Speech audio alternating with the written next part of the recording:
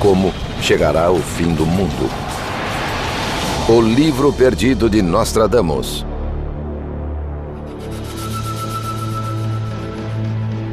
O alvorecer do novo milênio foi pontilhado de eventos trágicos. Terrorismo, guerras, desastres ecológicos, fome e o ressurgimento de doenças fatais. Os desafios não têm precedentes e os riscos são enormes. Em poucos momentos da história, o homem esteve tão próximo de provocar e sofrer destruições em tão larga escala.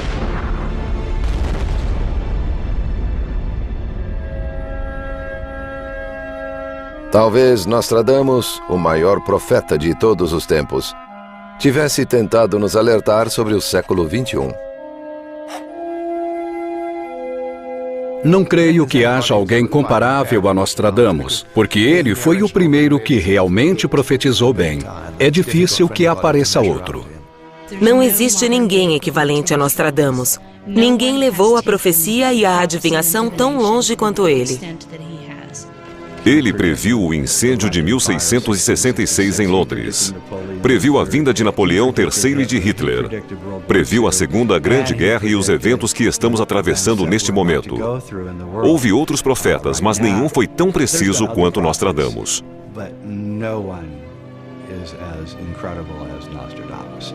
Era um homem de sua época que compreendia melhor a humanidade e a alma humana do que qualquer pessoa de seu círculo. Talvez de toda a Europa naquele período. É isso que faz dele uma figura tão admirável.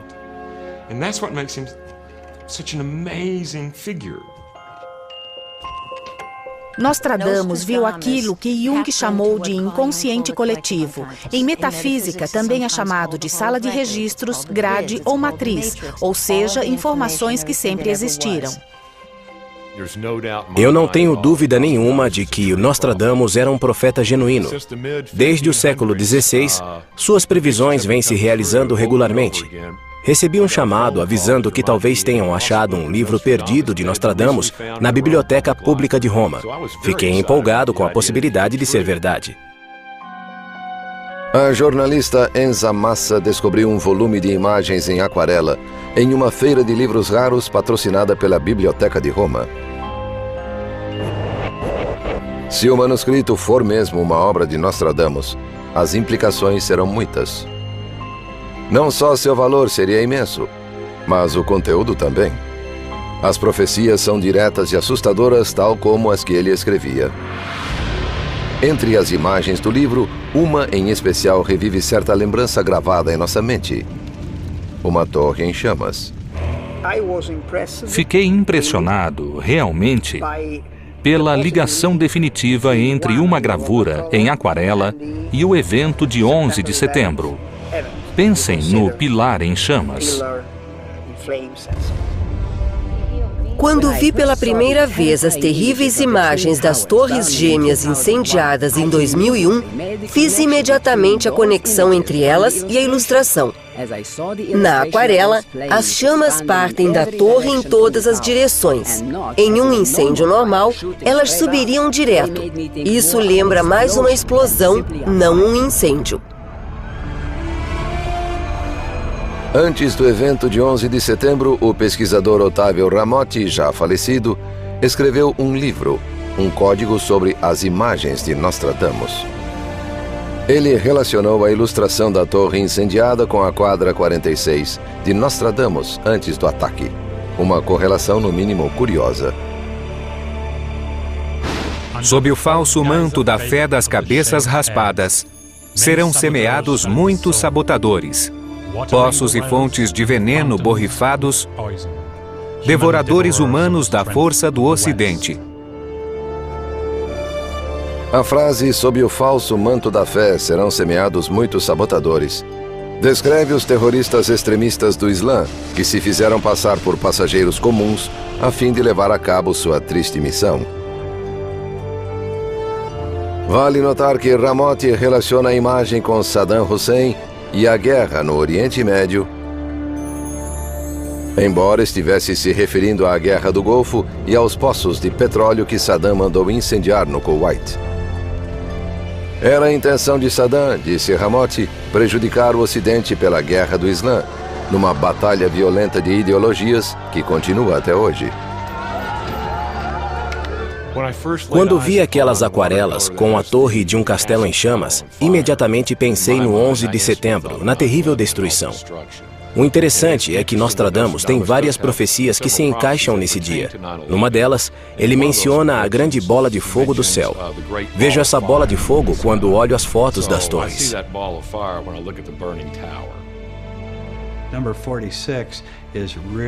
A quadra 46 é realmente importante. Ela evoca a torre da carta de Tarô, que está associada ao fim do mundo com os escombros de nossos edifícios e construções. É muita coincidência que a torre do Tarô signifique destruição e que os terroristas de setembro escolhessem duas torres para destruir. Nenhum evento da história recente chocou tanto o mundo quanto o famigerado ataque de 11 de setembro.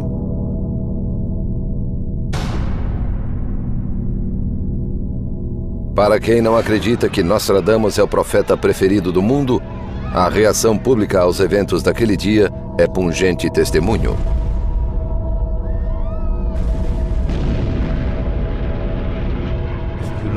Basta examinar os motores de busca na internet da época.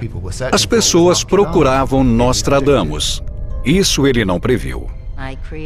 Criei um site e quando aconteceu o 11 de setembro, havia 2 milhões de visitas todo dia. O mundo inteiro procurou Nostradamus por algum motivo. É como se esse homem que viveu há 500 anos tivesse todas as respostas para nós. Nostradamus entrou para a cultura popular como o profeta por excelência. É o homem da esperança no futuro. Em um evento da magnitude do das Torres Gêmeas, o mundo foi atrás do profeta da esperança.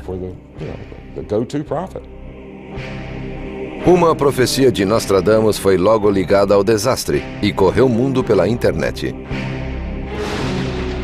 O fogo ruge e abala o centro do mundo. Em toda a nova cidade, a terra treme. 2 líderes por longo tempo em guerra infrutífera, e a ninfa das fontes derrama novo e vermelho rio. Seria a expressão guerra infrutífera uma acusação de Nostradamus contra a guerra no Iraque?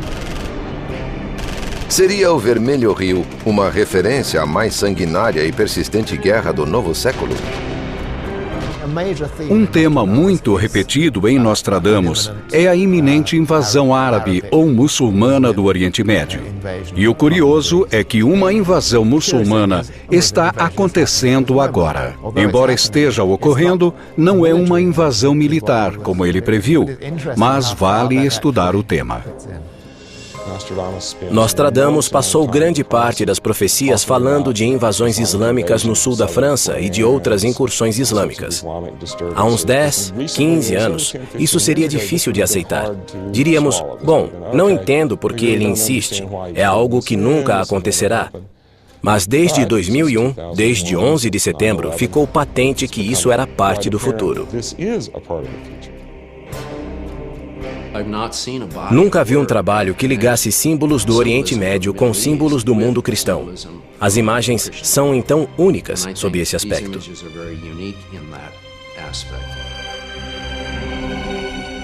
Alguns acreditam que as imagens seriam um modo inteligente de Nostradamus ligar as visões do século XVI à cultura tecnológica de hoje.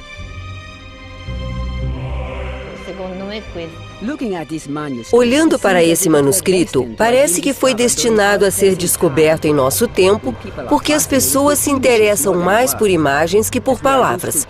Como vemos pela TV, fotos, internet, o que causa impacto no público não é a escrita como foi um dia. Hoje ninguém lê. As imagens deixam impressão muito mais duradoura. No mundo moderno, a imagem é extremamente importante. Talvez o sucesso dessas aquarelas tenha sido até mesmo previsto por Nostradamus. O homem de hoje precisa de imagens. Mas elas serviriam como um livro de profecias? A relevância e a exatidão das mensagens de Nostradamus impressionam ainda mais quando lembramos que para o século XVI, nossa história estaria em um futuro remoto e quase inimaginável.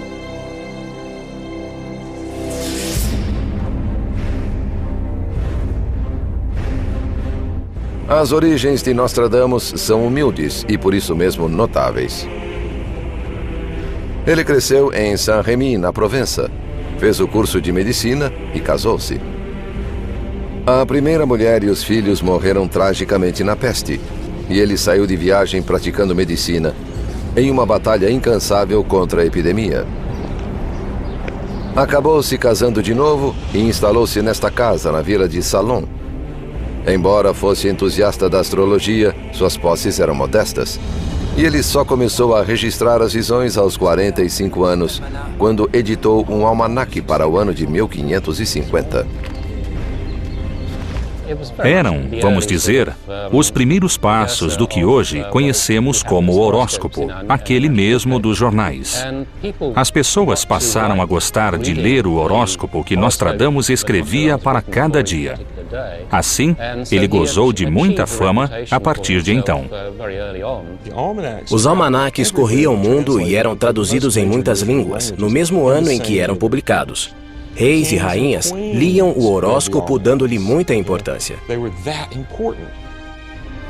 Reis e rainhas não só liam avidamente os almanaques, como eram o alvo de muitas previsões. Sendo francês, Nostradamus focalizava a política do país. No livro perdido, profetizam a cruel decapitação de um famoso casal real, o que vai acontecer 200 anos depois da morte do profeta. Esta imagem tem simbolismo muito direto. Mostra um rei e um clérigo diante de uma lâmina. Essa lâmina, claro, é a da guilhotina. Para mim, é uma referência óbvia à decapitação de Luís XVI e Maria Antonieta, o que aconteceu na cidade de Reims. A imagem 23 pode se referir à Revolução Francesa, prevista obsessivamente por Nostradamus. Ilustra a deposição do rei e a ascensão do homem comum. A Revolução Francesa começou em 1789, em protesto aos excessos de Luís XVI e da rainha Maria Antonieta.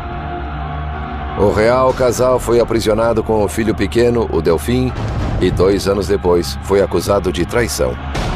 O rei foi decapitado em janeiro de 1793. E Maria Antonieta deparou-se com o mesmo destino em outubro daquele ano.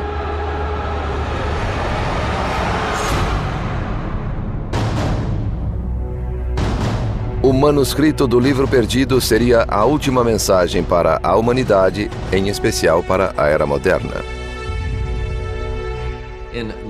Examinando suas páginas, vemos que há fortes indícios de que foram escritas por Nostradamus, devido a quem ele era, o que estudava, quais eram seus interesses e qual era a sua posição. Acredito sinceramente que essas imagens são uma tentativa de alerta para chegarmos à verdade.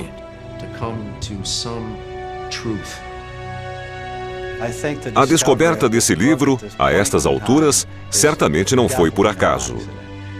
É parte de um processo, e o fato de ele ser produzido e mostrado ao mundo também é parte do mesmo processo. Lembremos que, se Nostradamus previa o futuro, sabia que isto aconteceria. Se esse livro era destinado a ser encontrado agora, devemos decifrá-lo com toda a urgência. À medida que as imagens são estudadas e explicadas, um padrão perturbador começa a surgir e culmina com uma previsão de explosiva magnitude. Quase todos os eventos significativos dos últimos 500 anos apareceram nas profecias de Nostradamus. A expansão do Império Britânico, a ascensão de Hitler, as bombas atômicas de Hiroshima e Nagasaki e até o assassinato de Kennedy. Alguns dizem que as figuras do livro descoberto em Roma ilustram previsões perigosas demais para serem escritas com palavras diretas. Por onde andou o livro e como chegou à Biblioteca Nacional de Roma é um mistério embaciado pelo tempo.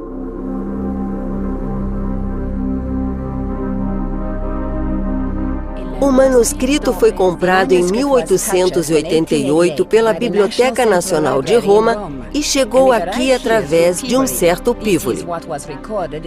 É o que diz o registro de aquisições da biblioteca. Quanto a Pívoli, não conseguimos nenhuma informação. Não há como saber quem era ou o que fazia.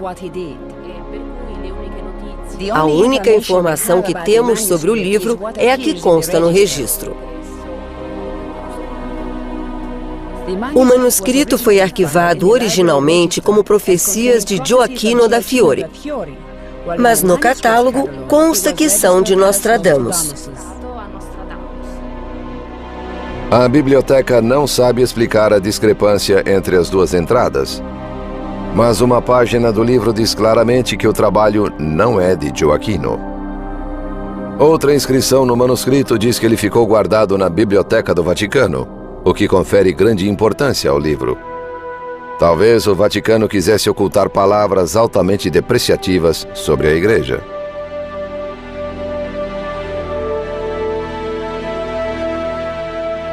A Igreja recolheu muitos manuscritos e textos de natureza danosa e até textos proibidos que deviam ser queimados, mas acabaram sendo preservados.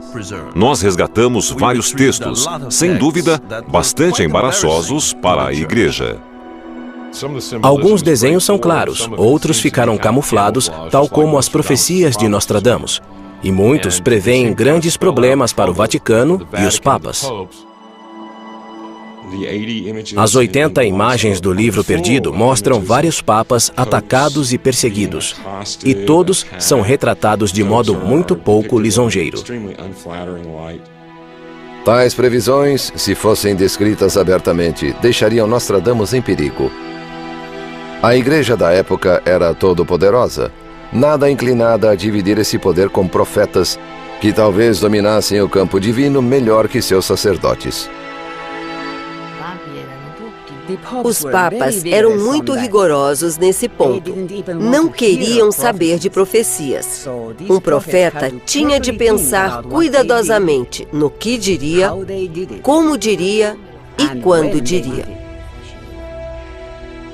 Nostradamus lidava com um assunto potencialmente perigoso. Se nascesse um século depois, seria queimado vivo. Sendo um francês da época, mágico, teórico e astrólogo, ele se preocupava com o Papa. Uma só palavra errada para a pessoa errada e a Inquisição viria, dando fim a Nostradamus. Mas a vida naquele tempo era cruelmente breve e a religião nem sempre suficiente. Nostradamus viera preencher essa lacuna. A vida era muito dura. O povo queria alguém que o acalmasse, que lhe assegurasse que tudo ia bem e fazia parte do que estava predestinado. Quanto mais a carreira de vidente infalível prosperava, mais Nostradamus sentia aumentar sua vulnerabilidade gerada pelo sucesso. Então ele dedicava os almanaques ao governador, ao rei ou rainha da França, ao próprio Papa, a pessoas próximas do Papa ou a qualquer um que pudesse protegê-lo, se necessário.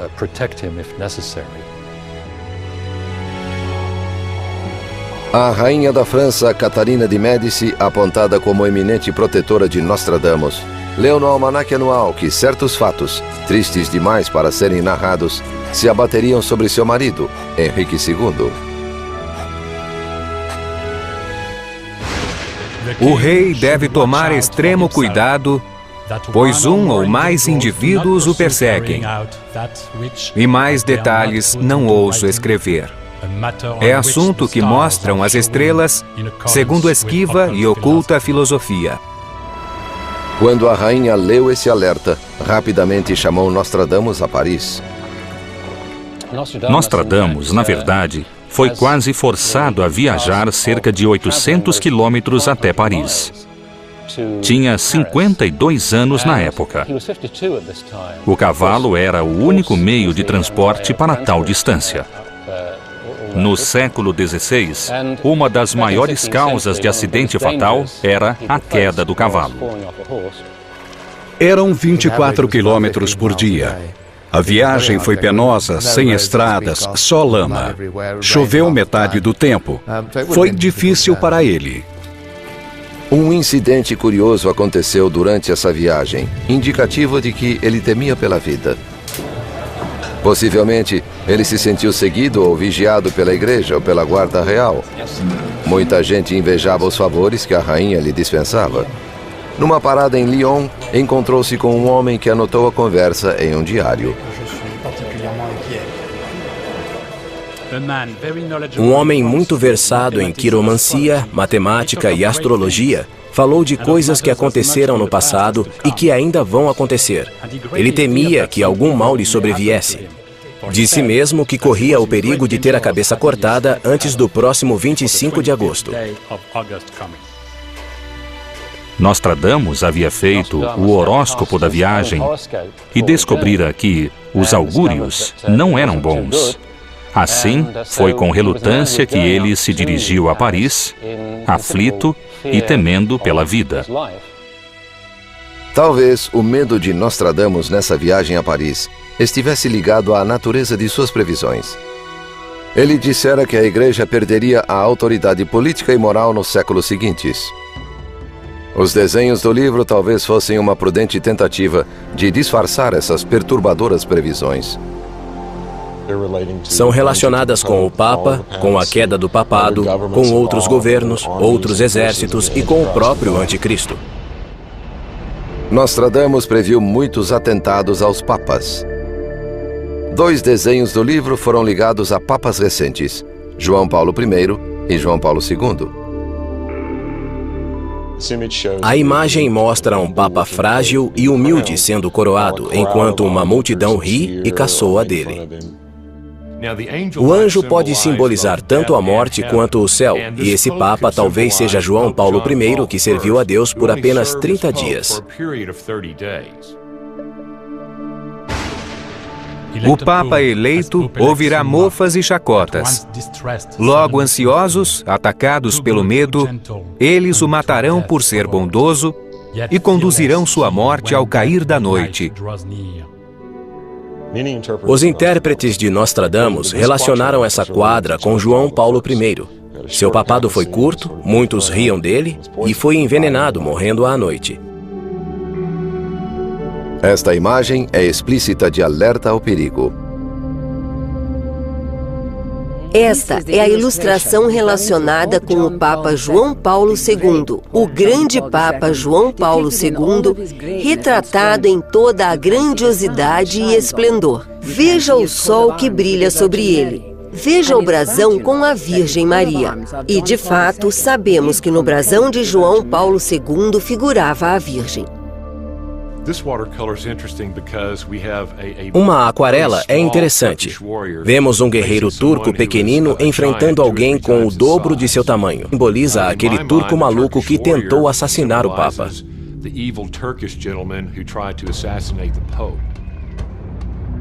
Realizaram-se 2 atentados contra João Paulo II. O primeiro foi em 13 de maio de 1981, quando ele chegou à Praça de São Pedro. O Papa foi gravemente ferido, mas recuperou-se. O assassino, preso e identificado como Mehmet Ali Aka, um jovem turco, foi condenado à prisão perpétua. João Paulo foi visitá-lo em 1983. O segundo atentado ocorreu em 12 de maio de 1982 em Fátima, Portugal, pelas mãos de Juan Maria Fernandes, que foi dominado antes de ferir o Papa.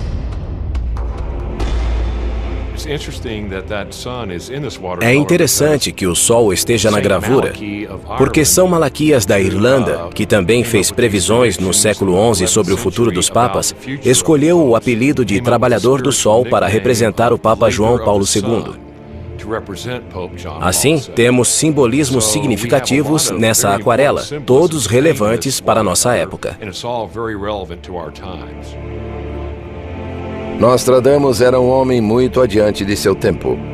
Pelas explosivas previsões, é fácil entender por que tentava camuflar as profecias com desenhos e enigmas. O próprio Nostradamus disse que só após 500 anos seus versos começariam a ser revelados e entendidos.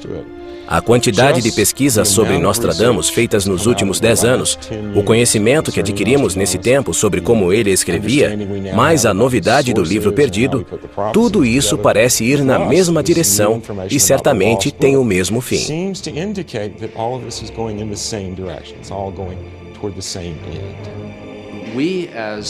Nós, como humanos, sempre tivemos a necessidade de usar a imagem para expressar a complexidade do que nos é desconhecido. A linguagem é limitante e, por isso, vemos tanto mistério nos escritos de Nostradamus. Mas nós sempre voltamos para a imagem, porque ela não limita. A imagem é universal. Nostradamus ia aonde nenhum profeta ousava pisar. A incrível ousadia de suas previsões o coloca em um nicho só dele. Talvez por isso continue tão importante até hoje. E o livro perdido signifique para nós o mesmo que significou quando as páginas ainda eram novas. Que outras sementes de destruição e violência estariam escondidas nessas ilustrações?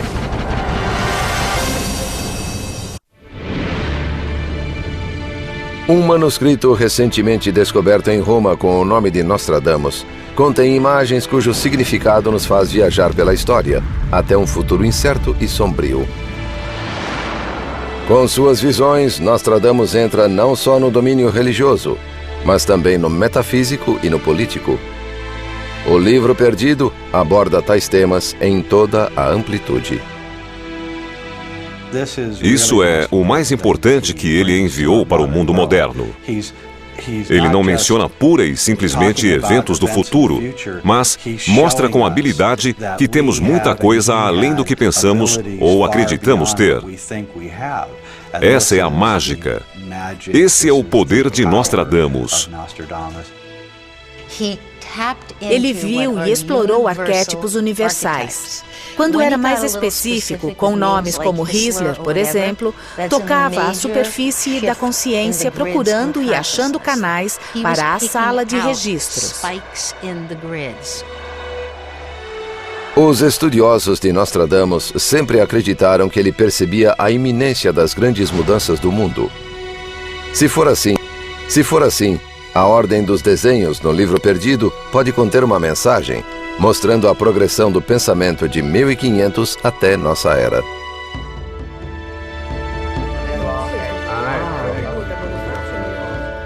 Esta imagem em particular representa, sem dúvida, o papado e as nações que sofreriam grandes mudanças no século XX. A roda central é guiada por uma mão, tal como se fosse uma manivela, que vem de cima, o que, claro, é exatamente como pensam os alquimistas. Isto é, Deus, ou o Ser Supremo, governa o tempo. Is an hourglass, which is also saying that this is about time, but also the hourglass is a alchemical symbol for the end of time, for when time runs out. Nessa imagem, o foco do significado está na figura de baixo. A pessoa acha-se curvada sob o peso ou a carga da roda da vida. O peso nas costas do homem simboliza o peso do conhecimento que Nostradamus tem dos desastres que adviriam, inclusive o terrorismo de nossos dias. A imagem também pressagia com detalhes perturbadores o ataque das Torres Gêmeas. Dentro da roda da vida, vemos uma cidade, mas essa cidade não parece ser medieval. É uma cidade moderna. Na verdade, é muito parecida com Nova York. E Nostradamus vivia obcecado com Nova York, chamando-a de Cidade Nova. E agora vejam os objetos voando direto para Nova York.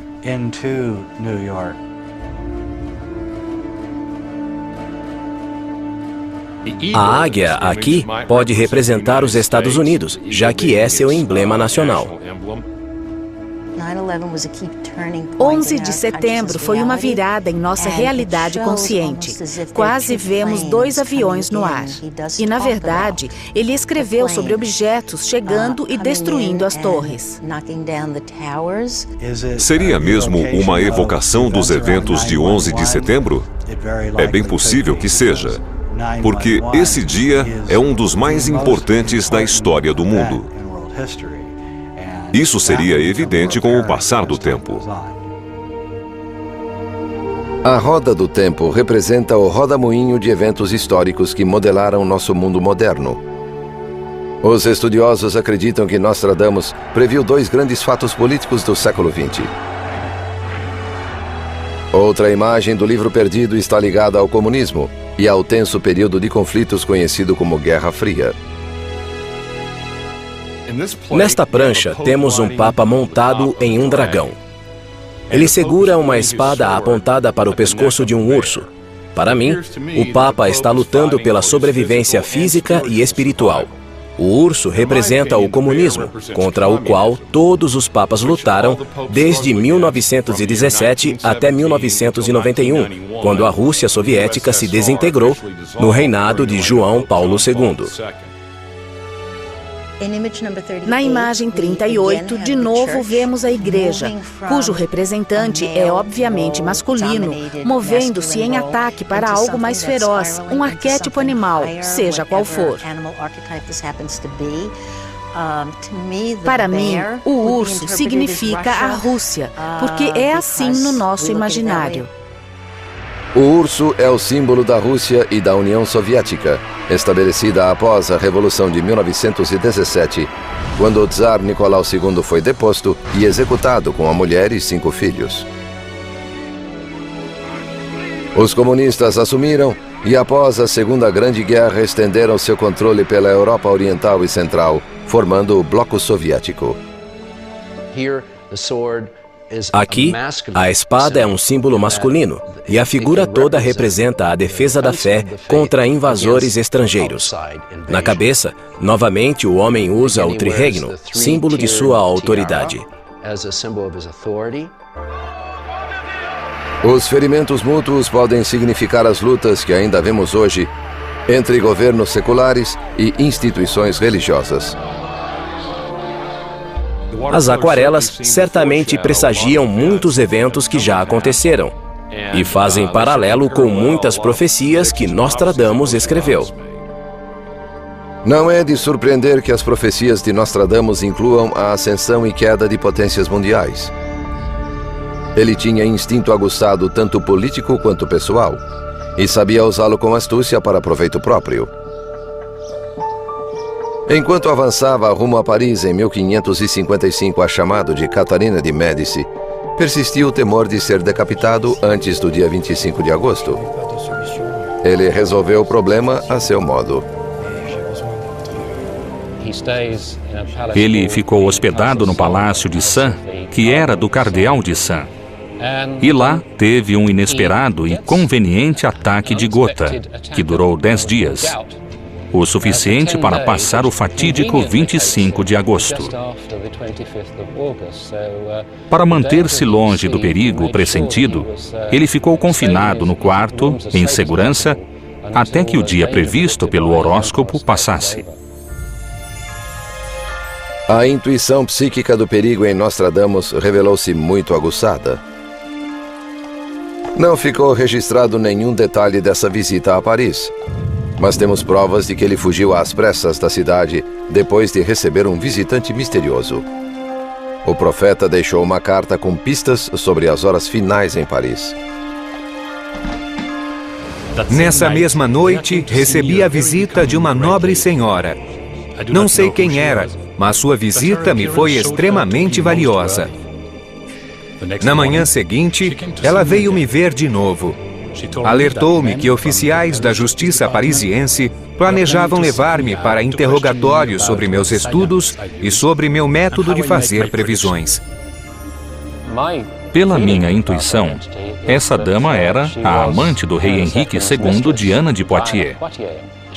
Essa senhora era a única pessoa que possuía trânsito livre para frequentar os mais seletos e fechados círculos reais. E, naturalmente, tinha todas as informações que interessavam a Nostradamus.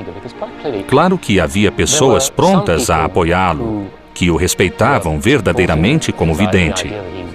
Mas outros consideravam tais atividades como uma arte negra contra a religião praticada naquele tempo. Já que não vinham de Deus, deviam ser reprimidas. Apesar de tudo, o encontro de Nostradamus com a rainha foi um sucesso total. A conversa que tiveram selou a importância do profeta, mas custou-lhe alto preço. Quanto mais fama ele granjeava, mais divulgadas eram suas profecias e mais vulnerável ele ficava. Nostradamus resolveu continuar nas boas graças reais. Ao rei Henrique II dedicou uma edição do mais famoso livro de profecias. Destas, muitas parecem ligadas ao livro perdido. Ao grande invencível, mais poderoso e muito cristão Henrique, rei da França II, Michel de Nostradamus, que sempre será seu mais humilde e obediente servo e súdito, augura-lhe vitórias e felicidade. A França era a superpotência da época. Pensam que era a Espanha ou o Sacro Império Romano, mas era a França. Nessa época, os franceses estavam sempre dividindo sua lealdade, porque alguns amigos podiam ser protestantes e outros podiam ser católicos.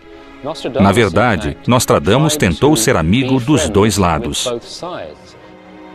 Manter amizade com todas as facções foi um golpe esperto do profeta. Ele foi, no século XVI, o precursor do que chamamos de politicamente correto.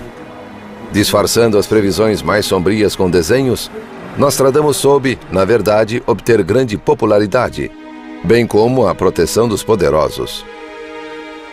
Afinal de contas, foi o disfarce que lhe deu apoio e sucesso, fama duradoura e o status de místico que ele possui até nossos dias. Se o livro perdido realmente nasceu de sua pena, será o achado do século. Temos mais 50. O lance é seu. Vendido por 850. Em abril de 2007, pessoas do mundo todo deram lances em uma rara coleção de livros e documentos de Nostradamus em um leilão em Nova York. O lote foi vendido por $200 mil. O mais intrigante é o livro perdido ter passado relativamente despercebido e ignorado por tantos séculos. Há, porém, quem sustente que o livro permaneceu propositalmente esquecido até então e que o tempo exato de sua aparição foi premeditado. A intenção por trás da obra era essa. Por outras palavras, ela descreve situações da igreja, da natureza, do desenvolvimento humano e de transformações que não eram públicas, mas um conhecimento secreto bem guardado.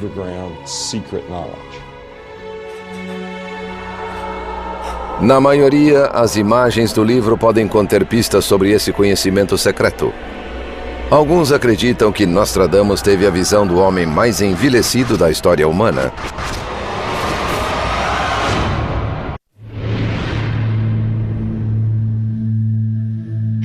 A estranha sequência de desenhos no livro perdido parece formar um relato admonitório de como os poderosos cairão, sejam países, sejam reis. Uma profecia diz com impressionante precisão o que realmente aconteceria com Henrique II da França em junho de 1559. Mas o triunfo do profeta foi uma tragédia para a família real.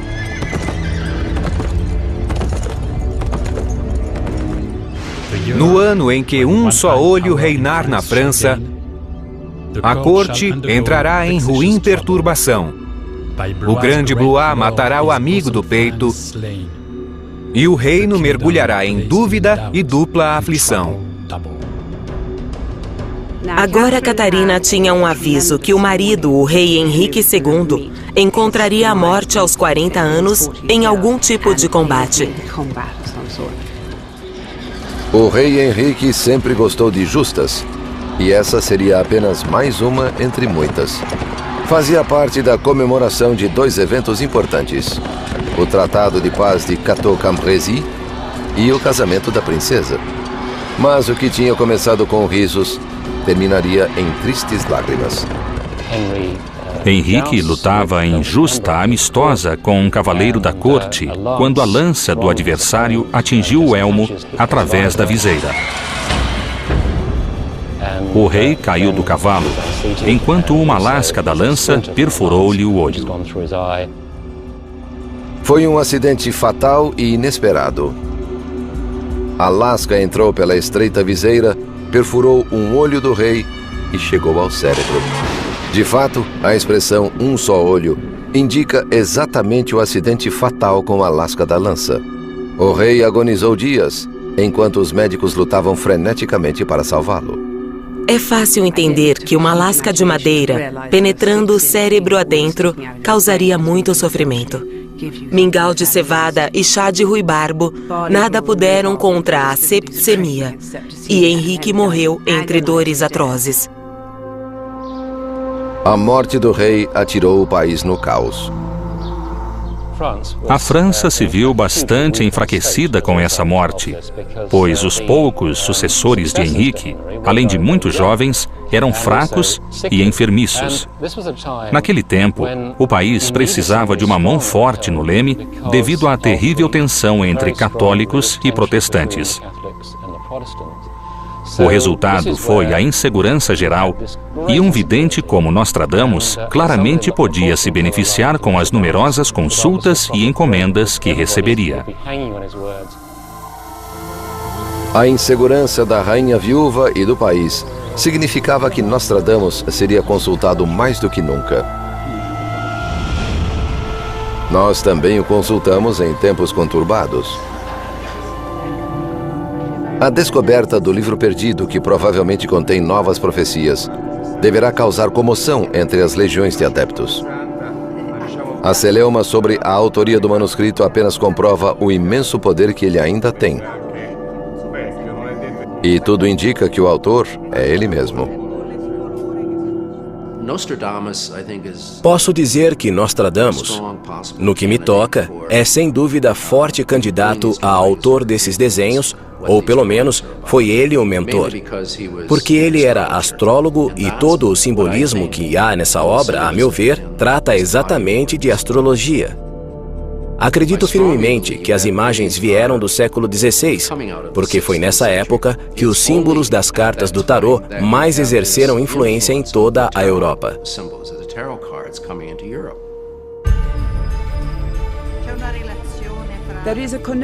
Existe uma ligação entre a astrologia e as cartas do tarô, pois eram astrólogos que interpretavam o tarô e os horóscopos. E Nostradamus não só conhecia, como usava as cartas do tarô. Há cartas bastante repetidas: o Papa, a sacerdotisa, o imperador, o enforcado, a morte, a roda da fortuna e a torre em chamas. De certo, foram uma fonte de inspiração para os desenhos do livro. A torre em chamas é uma carta muito ruim. Para quem põe o tarô, se a torre sair, quase sempre é a pior carta de todas, significando o apocalipse, a ruína total.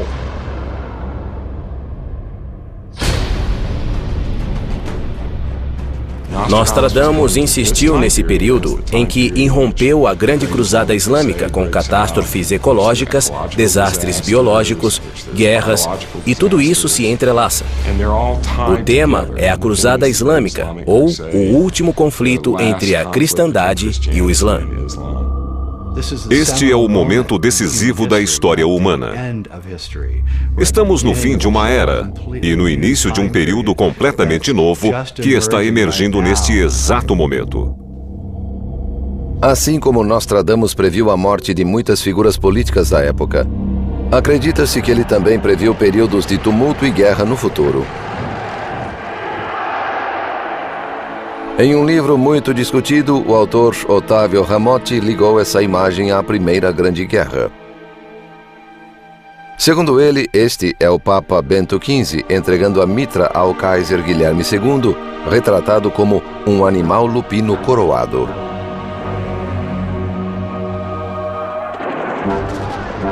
A Primeira Grande Guerra começou em 1914, devido a um conflito entre a filosofia nacionalista e a imperial. Quando ela terminou, a Europa se reorganizou e preparou o caminho para a Segunda Grande Guerra, cujas atrocidades, o Holocausto e o início da Era Atômica significariam outra grande virada na história da humanidade. Hoje, a todo momento, milhares de pessoas são assassinadas, queimadas, bombardeadas, morrem de fome ou sofrem ataques injustos. Para um verdadeiro profeta, esses eventos mereceriam muita atenção. E se o profeta fosse humanista, tentaria alertar o mundo da melhor maneira possível. À medida que lemos as profecias, percebemos que ele sabia que algo muito grande pairava no horizonte. Estamos em uma encruzilhada. Parece que seguimos uma trilha que Nostradamus previu como a pior possível. Não haverá saída à vista. Ainda vamos examinar as imagens mais assustadoras do Livro Perdido. Trata-se de uma série de figuras proféticas que revelam em sinistros detalhes a data e a hora de um evento futuro, cujo resultado será nossa destruição total. Durante séculos, as profecias de Nostradamus têm sido parte do registro histórico. Embora especulativo e controverso, o legado que ele deixou continua vivo. O Livro Perdido de Nostradamus contém previsões que são tão perturbadoras quanto terríveis. Talvez a mais controversa de suas mensagens seja a de que a Igreja Católica terá graves problemas. Esta imagem foi ligada ao Papa atual, Bento XVI. Vendo a imagem da mulher dando as costas ao Papa, penso que é uma referência a problemas futuros entre elas e o Papa atual. Talvez elas queiram ser aceitas como sacerdotisas, talvez queiram a absolvição do aborto. Seja como for, parece que haverá luta entre as mulheres e a Igreja Católica. O pesquisador italiano Ottavio Ramotti deu pleno crédito às previsões mais sombrias. E apontou para um detalhe interessante. O dado apresenta o fatídico número 6, enquanto as mulheres se voltam para a cruz como que reclamando seu lugar na igreja. Há um consenso geral de que essa imagem mostra claramente que o povo dará as costas para o Papa. Note que a cruz tem 2 braços em vez de um. Quem entende a doutrina esotérica percebe de imediato que essa é a árvore da vida, ou a Cabala.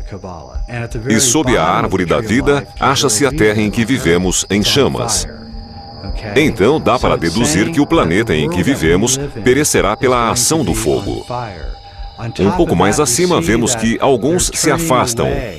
E embaixo, vemos um indivíduo de costas para o Papa nessa hora. Eu diria que a imagem indica com bastante clareza que a Igreja Católica será destruída. E isso acontecerá logo antes do fim. As pessoas se afastarão da Igreja Católica, o que já está acontecendo gradualmente. A grande estrela abrasará por 7 dias. Da nuvem nascerão 2 sóis no céu. O grande mastim uivará toda a noite, quando o grande pontífice mudar de país. Alguns ligam essa quadra e essa imagem do Livro Perdido com o Papa da Igreja Católica, que será enviado para o exílio repentino e final. Olhando para essa aquarela, vemos soldados armados chegando a cavalo e padres caídos, afligidos com espadas e punhais. Isso, obviamente, pressagia problemas futuros para o clero, incluindo o Papa e o Vaticano. Também parece sugerir que um Papa futuro, talvez o que virá depois do atual, deixará o Vaticano rumo ao exílio e transferirá a Santa Sé para uma área mais segura.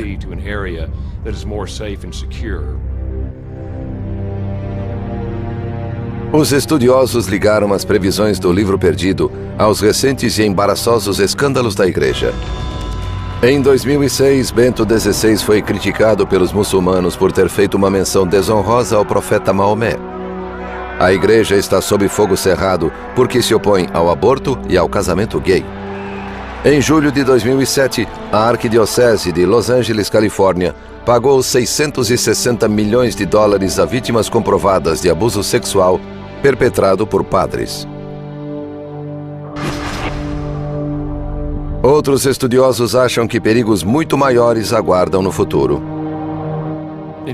Em minha opinião, os problemas recentes da Igreja Católica não são nada comparados aos problemas futuros. Um porta-voz qualquer dizer uma bobagem à câmera que fica fora do contexto é uma coisa. Outra é o que dizem as aquarelas e muitas quadras prevendo problemas bem maiores. Falo de ataques físicos, guerra, terror, destruição, algo nessa linha. Sugerir violência em tamanha escala pode dar ideia de ousadia, mas tudo parece cristalinamente visível em Nostradamus. O fato de ele permanecer famoso e procurado até hoje não é mera coincidência. O profeta é alvo de controvérsia e debates desde que pegou da pena há 5 séculos. À medida que o livro vai se tornando mais conhecido, o ceticismo cresce, o mesmo que Nostradamus enfrentou em vida. Não creio que Nostradamus tenha pintado nada. Ele não tinha veia artística. Os gráficos que ele fez são rústicos, enquanto as aquarelas são fluidas e leves. Nostradamus era homem de palavras, nunca foi de imagens.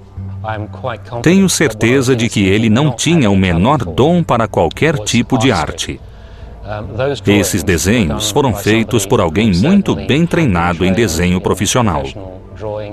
César, seu filho, até tinha algum talento artístico, mas Nostradamus, não.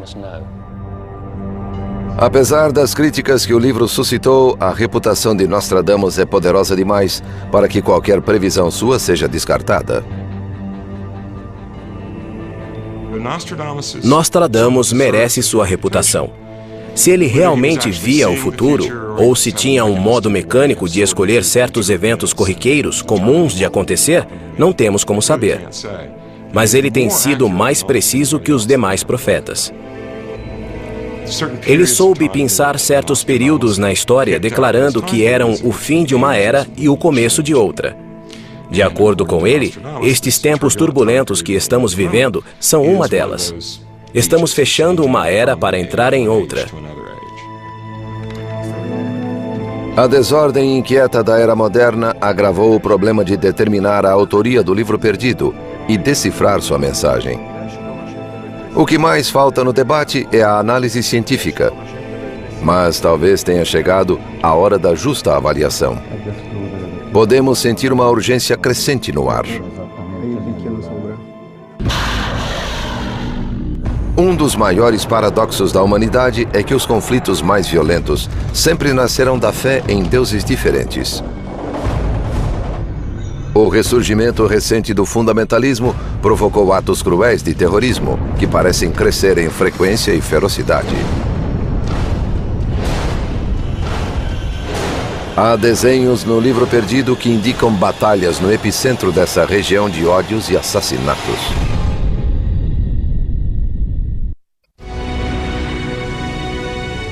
Os 80 desenhos proféticos que levam o nome de Nostradamus parecem conter mensagens veladas de alerta sobre terríveis eventos futuros. Enquanto fervilham as discussões sobre a autenticidade do livro, certas providências foram tomadas. A obra foi transferida para um reduto de especialistas, o Estúdio Crisóstomo, grande centro de restauração e análise de livros raros e documentos. O manuscrito é peça única. Existe uma só cópia no mundo todo. E por isso desperta tanto interesse. É comparável à raridade de um achado arqueológico ou de uma nova tela. Entender a realidade do manuscrito é fazer perguntas. Que tipo de tinta foi usado? Em que papel o texto foi criado? E quem fez os desenhos? O estudo pericial do livro perdido tentará responder a essas perguntas. E o estudo do conteúdo responderá a outras. Na intersecção dos dois, deverá estar a resposta. Nostradamus demonstrou extrema capacidade de fundir os dois reinos de sua competência, religião e política, e encontrar padrões globais nessa fusão. Esses padrões, ao que parece, formam o esqueleto do manuscrito. Muitos pesquisadores acreditam que ele previu o atual ressurgimento do fundamentalismo religioso, a aparição de um Islã radical e a crescente violência causada por tais extremistas.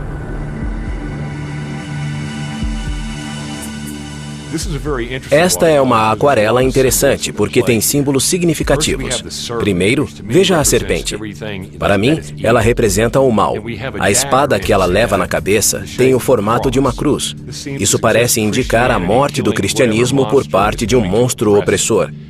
Perto da boca da serpente, vemos uma lua crescente. Essa lua representa o Islã. Arrisco dizer que é uma referência a grandes problemas para a cristandade, provavelmente causados pelos muçulmanos.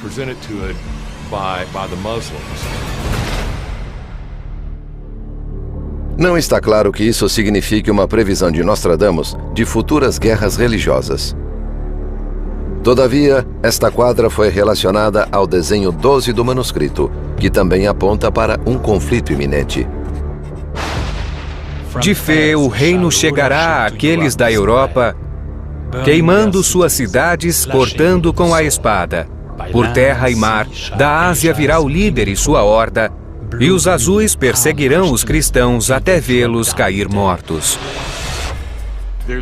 Há uma imagem na coleção que parece ter sido tirada das Revelações. Ela mostra o Papa, ou o poder espiritual, com uma espada saindo da boca apontada para um cordeiro. E o cordeiro é a imagem do lado bondoso de Cristo como dirigente universal. A mesma imagem mostra a figura do anticristo ao lado do Papa. É um sumário do livro das Revelações. A espada, aqui no meio, apresenta-o como guerreiro. O guerreiro sai para defender a verdade, a fé da igreja. Ele é o rei e o guerreiro. E essa eu adoro. A imagem menor é o reflexo dele mesmo. Tem a forma de uma cobra ou dragão, ambos símbolos do mal. Quer dizer que ele se enxerga a si, enxerga o lado escuro de si mesmo. Seria, então, um alter ego que fica fora do rei e aponta suas falhas, sem se preocupar com a guilhotina. Nostradamus escreveu sobre as dificuldades que um profeta enfrenta. Tendo perdido a primeira família em uma tragédia, ele adquiriu a sabedoria a duras penas. César, o filho mais velho de Nostradamus com a segunda mulher, tinha apenas 1 ano quando o pai lhe dedicou seu livro mais importante, Le Prophétie. Meu filho, aceita este presente de teu pai, M. de Nostradamus, que um dia pretende explicar-te cada uma das profecias destas quadras. César cresceu e tornou-se pintor e escritor de talento. Este retrato do pai parece ser de sua autoria. Segundo os estudiosos, sua habilidade artística fez com que ele participasse, ainda menino, da criação do último livro. São bem simplificados e estilizados, de traços quase infantis. São bastante espontâneos e expressam a ideia com clareza. Basta olhar para saber que não são de um artesão treinado. Na Idade Média, os livros eram em formato infólio. Raramente os infólios eram unidos e, quando eram, nem sempre correspondiam à ordem certa. O livro perdido tinha uma nota explicativa anexa dizendo claramente que César, possivelmente Nostradamus, estava ligado à obra. A última página do manuscrito afirma que ele foi entregue ao cardeal Barberini em 1629, a pedido do prelado. Esse cardeal era sobrinho do Papa, além de principal encarregado da Biblioteca do Vaticano.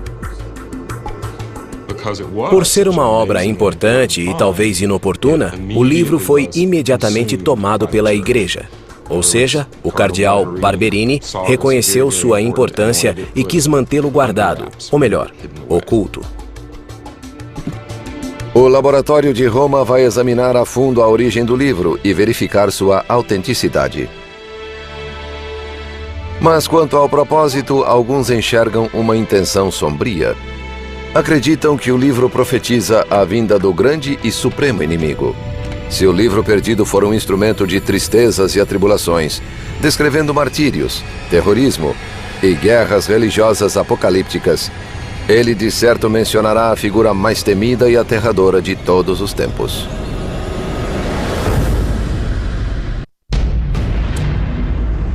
Os pesquisadores enxergam uma progressão nas imagens do livro, de trajetória turbulenta. Conflitos mundiais e batalhas religiosas conduzirão a Terra a um clímax perigosamente maduro para a queda final. Segundo eles, o livro indica que a luta pelo poder será deflagrada com a chegada da figura mais assustadora e temida pela humanidade: o Anticristo. Nenhuma outra palavra provoca tal arrepio congelante, capaz de fundir o divino com o demoníaco. Nessa prancha, temos o cálice papal como peça central. Ele parece repelir uma serpente que cospe 3 gotas de sangue. A serpente representa o mal e pode ser o símbolo de Nostradamus do terceiro anticristo ou talvez o próprio anticristo da Bíblia. Para que esta era chegue ao fim, alguém tem de acabar com ela. E esse alguém será certamente o anticristo. Não me surpreenderia se um príncipe da paz, que na verdade seria um príncipe da guerra, viesse e simplesmente erradicasse os últimos vestígios de nossa cultura que sobreviveu tantos milênios. Nostradamus fala longamente em vários pontos sobre o anticristo. São 3, aliás. Segundo os entendidos, são 3 anticristos. Napoleão seria o primeiro, Hitler o segundo. O terceiro parece ser muçulmano e de nação asiática. A menção de Nostradamus ao terceiro anticristo implica a evolução, através do tempo, dessa terrível encarnação do mal. Essa aquarela, com o sol e o grifo, a cujos pés repousa o cajado papal, representa a chegada do temível anticristo. Sem dúvida, sua chegada provocará grande perturbação entre o clero. O sol parece representar uma transformação. Para mim, a gravura pressagia a vinda desse assustador anticristo no futuro.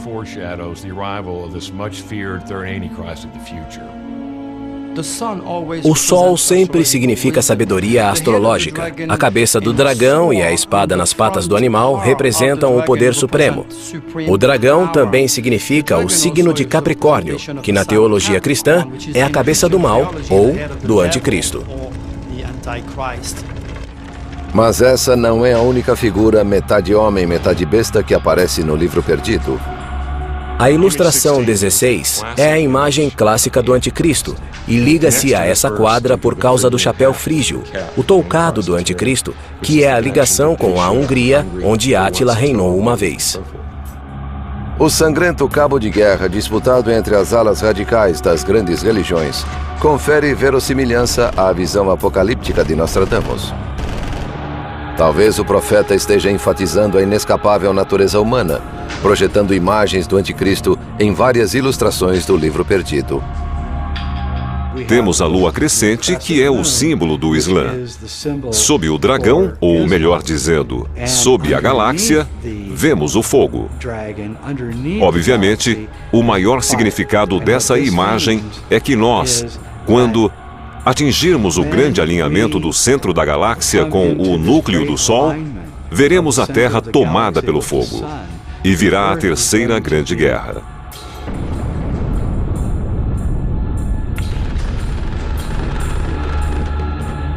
As imagens parecem formar uma narrativa, e esta indica que achar o livro perdido e divulgá-lo na mídia em nossa época não é por acaso. A chegada do anticristo, seja do lado político ou religioso, iniciará um tempo de desgraças, diz Nostradamus, e nos conduzirá à guerra e à destruição. Nas quadras da Centúria 10, vemos Osama Bin Laden, sem a menor dúvida. Ele deve ser considerado o anticristo. Foi ele que criou o terrorismo e vai criar o apocalipse, de um modo ou de outro. Esses desenhos são evocações, digamos, explícitas dos eventos que, como sabemos, acontecerão no futuro. Muitas ilustrações ficaram obscuras para que pudéssemos achar o livro antes do fim dos tempos e interpretá-lo e assim saber como nossa era terminará. A visão de Nostradamus da chegada do anticristo é tópico de debate entre estudiosos. Eles também discutem a autenticidade e a origem do livro perdido. Passadas várias semanas, falta apenas aplicar alguns testes no manuscrito. A implicação do resultado é imensa, pois nesta época de violência, o livro parece conter mensagens de alerta para um mundo repleto de problemas. Não há modo de entendermos os desenhos antes da hora certa. O livro vai aguardar em uma prateleira empoeirada até chegar essa hora. Começamos a questionar tudo aquilo que fez sentido para nós e agora já não faz. Veja nossas crenças do passado, mesmo recente. Se seu modo de pensar e sua crença não progrediram, se seus desejos e sua maneira de ver o mundo não acompanharam as mudanças que estão em toda parte, se você não aprendeu a encarar tudo de outra perspectiva, a entender o porquê das coisas, do que se passa no mundo, é bom começar a olhar mais fundo, porque essas mudanças são significativas. De fato, parece que as más notícias acontecem mais depressa, com intensidade maior que nunca. O autor do livro perdido está nos enviando uma mensagem de alerta, pintando um quadro dramático de um futuro que pode se abater sobre nós.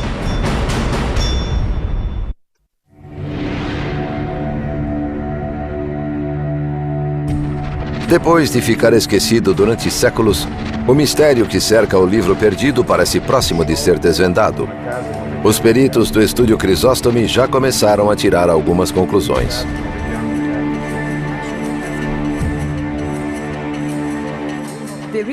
A pesquisa que fizemos indicou que a marca d'água em forma de flor de lis era a marca dos papéis de Roma, utilizados entre o século XVI e o XVIII. Essa conclusão é encorajadora, pois situa o livro perdido na época de Nostradamus. O teste da tinta, porém, provoca uma reviravolta na pesquisa. A tinta da última página do livro indica forte presença de zinco. O zinco, até fins do século XVIII, era um metal tão raro quanto dispendioso. A grande quantidade de zinco detectada leva-nos a concluir que a última página foi escrita depois do século XVIII. Os peritos acreditam que a discrepância entre a data dessa página e as outras indica que houve um acréscimo posterior ao manuscrito. Portanto, o livro evoluiu no decurso dos anos e não ficou completamente esquecido. Mas essa não seria a única surpresa. Os estudiosos que examinaram o documento garantem que descobriram uma mensagem vital em suas páginas. Sua teoria é atordoante, embora complexa, unindo um raríssimo alinhamento astronômico a símbolos bíblicos.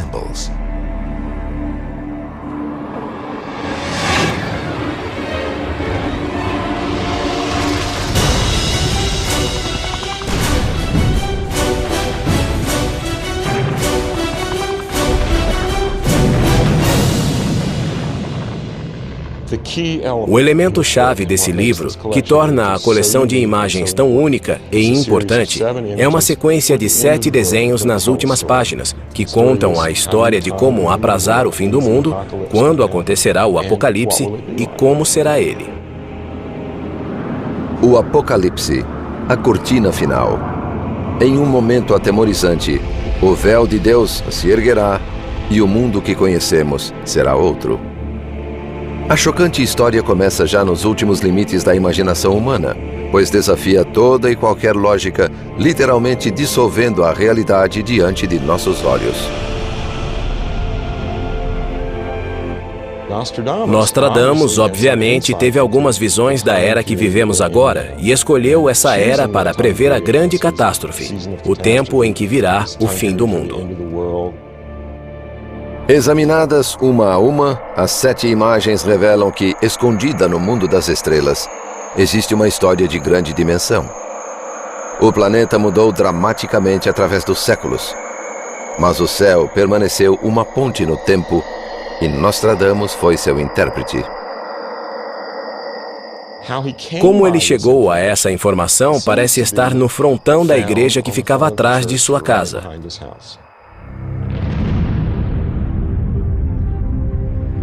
A igreja de São Miguel das Revelações fica a poucos passos de onde Nostradamus morou, em Salom.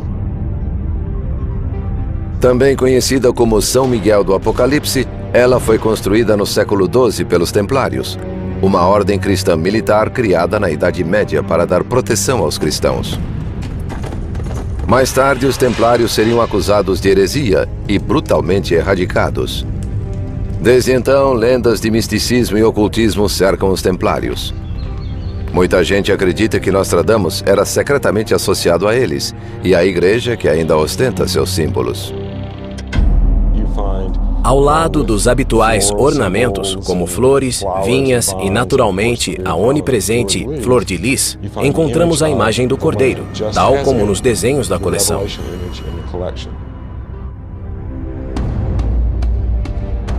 Esses símbolos são notavelmente similares aos que vemos nas 7 imagens do livro. O Cordeiro Pascal simboliza a morte, o sacrifício de Jesus Cristo, mencionado repetidamente no livro das Revelações. Uma teoria é que, desafiando as leis da igreja, os Templários embutiram uma mensagem cifrada no frontão de São Miguel, com pistas inequívocas sobre a hora do fim do mundo. Uma coisa que fascinava Nostradamus é que havia um 13º signo do zodíaco. Nós temos 12 signos no mundo hoje. O signo 13 ficava entre Sagitário e Escorpião, Ofiuco ou Serpentário. Ofiuco é chamado o signo secreto, e notem que é o 13º, o número do azar, de acordo com a numerologia. Ofiuco em grego significa o portador da serpente e é perfeitamente visível, segundo alguns, no frontão da igreja, bem como no livro perdido. É essa constelação e sua posição no céu que dá a pista mais importante sobre os últimos dias.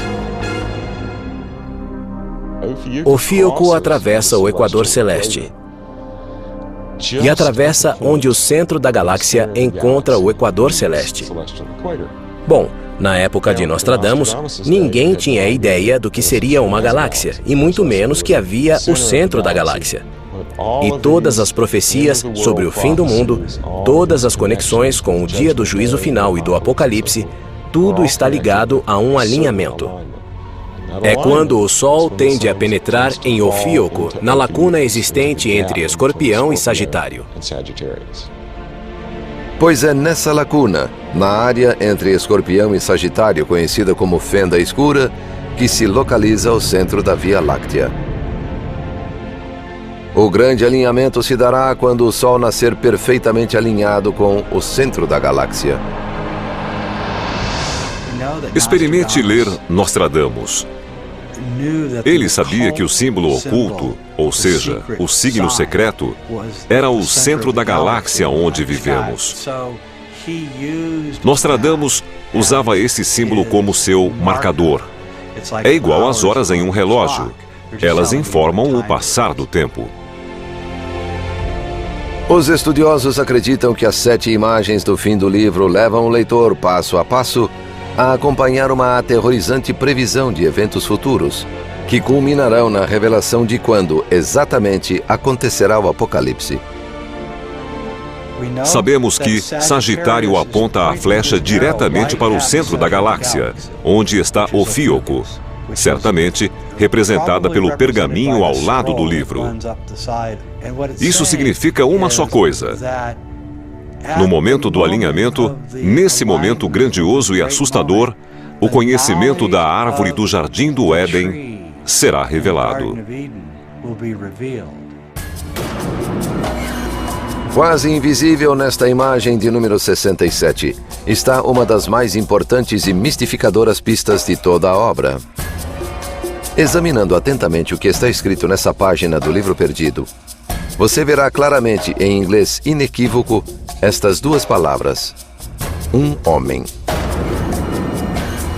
Os desenhos que lhe seguem ilustram esta mensagem oculta e revelam a assustadora informação que ninguém quer nem mesmo imaginar.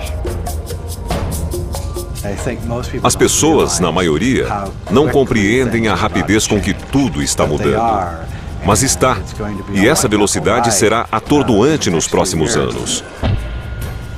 A conclusão dos testes tão longamente esperada e a grande revelação ainda estão para acontecer, à medida que a misteriosa sequência de 7 imagens do livro perdido é desvendada uma a uma. Alguns estudiosos dizem que elas contêm uma mensagem cifrada que a Igreja nunca quis revelar.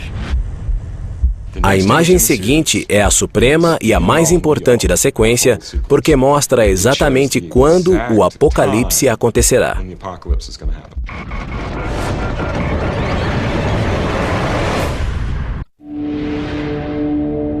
À medida que o significado das mensagens do livro perdido ganha contornos mais definidos, vai crescendo a sensação de urgência. Uma pista importante do alerta oculto no manuscrito pode ser as 2 palavras visíveis na imagem 67. Um homem. Se elas se referem a Deus, ou àquele que derrubará nossas instituições e estilo de vida, ainda não sabemos. O interessante é que está escrito em inglês, ou seja, Nostradamus mandou essa mensagem através dos tempos para a era moderna, sabendo que as pessoas de nossa época a leriam. Um homem pode eventualmente ser interpretado como o anticristo. Há pessoas que acreditam que ele já chegou e estão sempre à sua procura. É dele que brotará o Apocalipse. É ele que fará nossa realidade desmoronar. Interpretar o explosivo conteúdo do livro perdido é descer a um reino inimaginável. Os peritos do Estúdio Crisóstomo acabaram de completar o exame do manuscrito. E sua conclusão foi chocante. Esta é a última página do código, uma carta para o leitor. Diz que estes são os restos do texto, mas muitas imagens do original se perderam, deixando lacunas. As que estão aqui foram copiadas de outra fonte. Se o livro perdido é cópia de um velho original, determinar sua autoria fica duplamente difícil. A letra é diferente nos 3 tipos de texto. Uma caligrafia está presente no primeiro texto, outra caligrafia aparece no segundo. Também a tinta usada difere em cada um dos 3 textos. Michel Chomarin, respeitado estudioso de Nostradamus, perito na caligrafia do vidente, examinou o texto com Maria Fadiga. Há claras disparidades. Você vê um G e compara com outros do texto, ou um P, ou mesmo qualquer consoante que ultrapasse a linha. A diferença é evidente. Após minuciosa comparação, os especialistas concluíram que a escrita do livro perdido não é de Nostradamus nem de César. Resta um fato importante. O nome de Nostradamus está no livro, e ele foi claramente indicado como seu autor no primeiro registro escrito da biblioteca, quando o livro foi comprado em 1800. É muito provável que, em alguma biblioteca, talvez em Salon, talvez em Avignon, o manuscrito tenha sobrevivido igual ao original, através dos copistas. O tempo e o manuseio devem ter danificado o original. Mas nas cópias, alguns componentes eram esquecidos. Os copistas não entendiam o que faziam. A saga desse manuscrito através dos séculos deixa clara uma coisa. Ele foi tratado como algo de grande importância, digno de ser copiado e protegido por centenas de anos.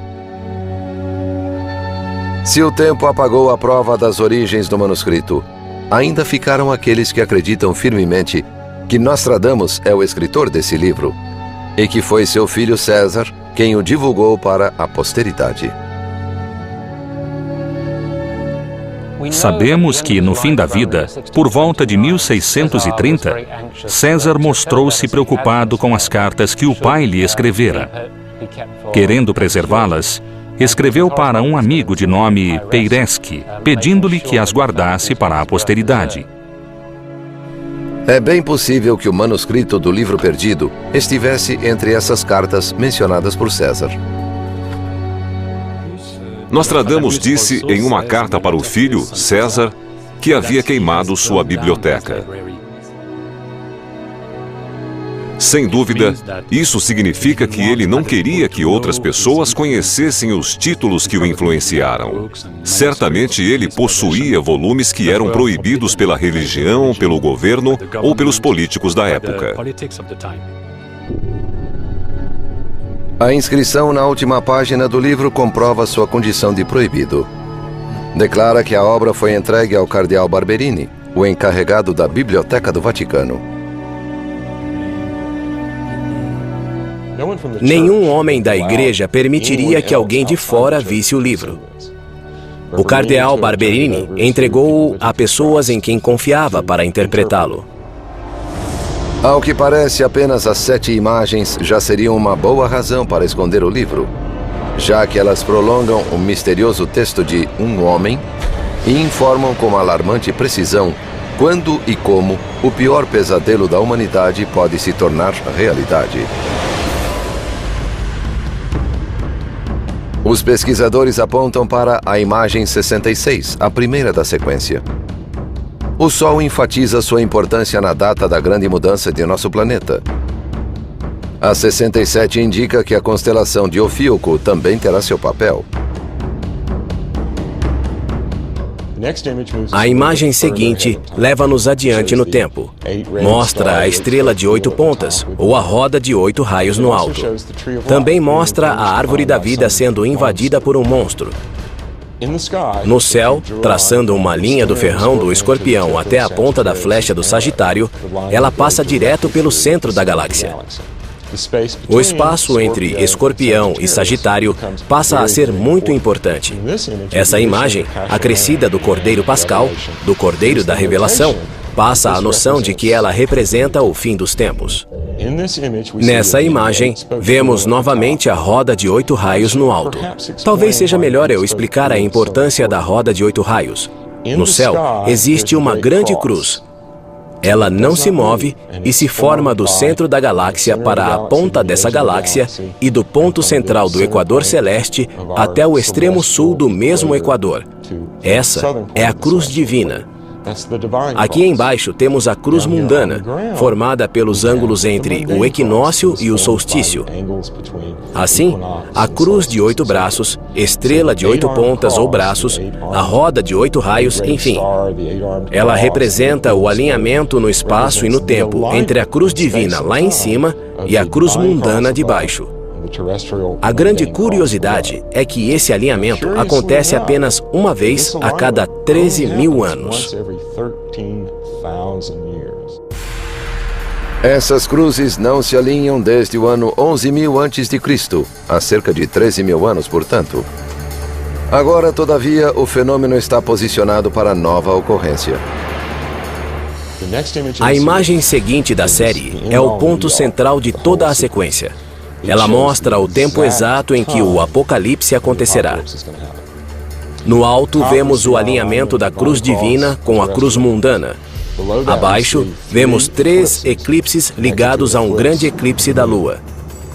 Se procurarmos 3 eclipses solares nesta nossa época, que também estejam conectados a importantes eclipses lunares, encontraremos um período de 20 anos, entre 1992 e 2012.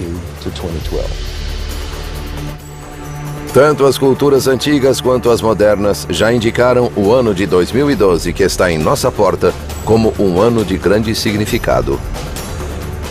Esta é a única imagem relativa à cultura ocidental que aponta para esse período preciso. Outras culturas deste planeta indicam o mesmo período, especialmente a cultura maia, que fixou o fim do calendário em 2012, no alinhamento do Sol com o centro da galáxia. Parece haver um consenso geral de que, quando essas coisas se alinharem, o Sol e a misteriosa fenda escura, teremos um ponto de grande crise. É preciso decair bastante antes de decidirmos mudar. E nós estamos descendo muito rapidamente para o fundo do poço. E em breve ficaremos sem comida. Em breve ficaremos sem ar. Em breve ficaremos sem água fresca. Não haverá petróleo. Não haverá defesas. Tudo isso está para vir. A imagem seguinte da série mostra a cruz divina com a cruz mundana no alto. Abaixo, parece que temos um barco, uma arca. É uma rápida referência à promessa de Deus de que Ele não vai mandar água dessa vez, mas fogo. A pergunta que o barco suscita é: que autoridade espiritual nos salvará? Estou vendo que haverá tantos dilúvios e grandes inundações no mundo antes da conflagração universal que pouquíssimas terras não ficarão cobertas de água. Todavia, depois a chuva será tão pouca e leve, tão abrasador será o sol, e tantos meteoritos cairão dos céus, que pouco restará sem ficar calcinado. A imagem 72 é muito provavelmente um severo alerta sobre o que vai acontecer se a humanidade não fizer a coisa certa. Para começar, a roda da fortuna no alto já não tem raios, está vazia. Significa que chegou o fim dos tempos, a roda já não gira e o eixo do tempo não existe mais. Os ponteiros do relógio cósmico retardariam o ritmo até parar. Essa ideia paira no centro das imagens e no perturbador subtexto de cada uma. Quem nunca pensou nesse assunto por estar ocupado com o trabalho, com a família ou outra responsabilidade, agora está parando. Parando para pensar, algo está mesmo acontecendo. A ligação de Nostradamus com o estranho e poderoso manuscrito talvez nunca fique comprovada. Mas se as páginas do livro perdido contêm mais perguntas que respostas e mais temor que esperança, ainda restam aqueles que acreditam em seu grande e maior propósito. Ele nos diz que podemos escolher, no fim desta era, no fim deste tempo. A escolha que temos é forjar nosso destino, é aprimorar nosso ser. Se falharmos, falharemos por completo e perderemos tudo o que conseguimos obter. Suspeito que o futuro é o resultado do presente. e nós somos parte do presente. Portanto, podemos mudar o futuro se quisermos. Certamente teremos o futuro que merecermos. É o que Nostradamus sempre disse. A razão de Nostradamus escrever essas quadras era enviar uma importante mensagem através dos tempos para nós, para nos alertar que nosso futuro poderá ser de conhecimento total, de inteligência superior ou uma desordem completa, seguida do caos e do fim. A aurora de uma nova era ou a devastação, o conhecimento ou a extinção, o valor humano ou a vã vaidade. No fim, talvez o último capítulo do livro perdido deva ser escrito por nós.